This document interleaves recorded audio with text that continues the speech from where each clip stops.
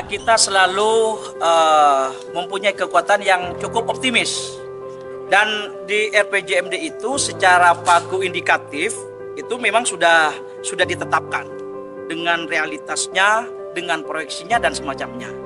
Lalu kemudian kita akan menggali terus-menerus karena pagu yang ditetapkan di RPJMD itu bukan menjadi harga mati harus segitu angkanya, tetapi kita akan terus menggali potensi-potensi pendapatan asli daerah itu.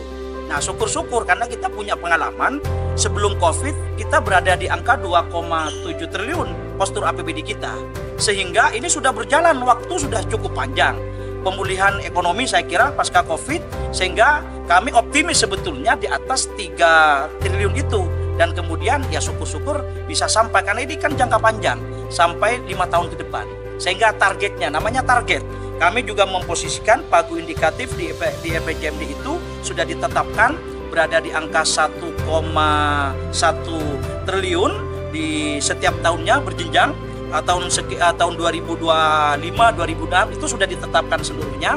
Ya mudah-mudahan kita bersyukur terus ada proyeksi sehingga optimisme untuk menentukan postur APBD, dana transfer kemudian dengan PAD dijadikan satu itu menjadi satu kesatuan optimis.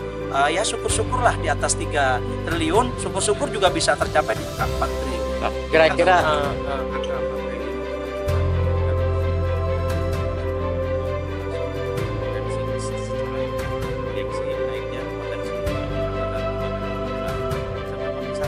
ya, tentu kita memang terus akan melakukan intensifikasi dan ekstensifikasi kaitan dengan pendapatan asli daerah kita. Ini terus digali karena beban ini sesungguhnya tidak hanya kita bisa pasrahkan kepada pemerintah Kota Malang, tetapi juga keterlibatan dari semua pihak, masyarakat, DPRD, termasuk juga wali kota. Ini tentu harus berkolaborasi dengan baik sehingga menentukan yang namanya proyeksi itu ya itu bagian daripada target begitu kan, yang mudah-mudahan bisa dicapai yang namanya target itu. menurut Pansus kira-kira sektor mana saja yang bisa mengangkat PAD sehingga tercapai 4 triliun itu? Yang pasti kami sudah memastikan yang namanya visi dan misi wali kota itu masuk di dalam RPJMD 2025-2029 itu sudah kami pastikan itu masuk.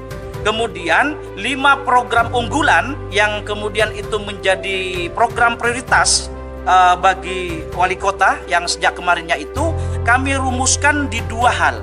Satu, masuk dalam 2 kelompok. Yang pertama, percepatan transformasi sosial yang di dalamnya itu ada sektor pendidikan, seragam gratis. Kemudian yang kedua ada juga ini yang kedua ada event yang masuk yang ketiga. Lalu percepatan yang kedua, percepatan transformasi ekonomi yang di dalamnya ada 50 juta per RT.